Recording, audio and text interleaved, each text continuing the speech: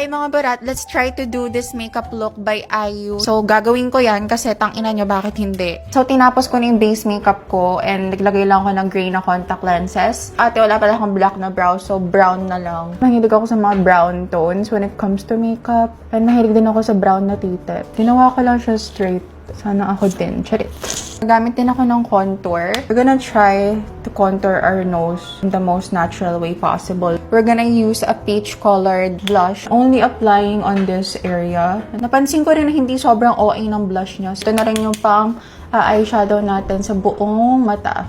Mas dadamihan ko yung paglalagay ng eyeshadow here. Kukuha lang ako na medyo darker na color. Dito natin siya ilalagay guys, tsaka dito lang sa loob. Lumaki na onti yung mata natin. Mamaya titi ang palalakihin natin, te. Same shade lang ulit guys. Outline ko lang yung eyelashes ko sa may ibaba. Ganon. Pababa ang ating eyeliner. Drawing na din tayo ng ating egyo salsay. Ganyan ate. Gamit lang ako ng magnetic lashes from Wasado. This is in glossy black. Wala kasi siyang kahirap-hirap ikabit. Bongga, ang ganda niya oh.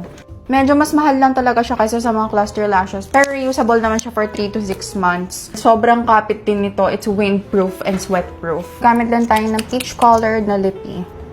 So this is my version of the IU-inspired makeup look.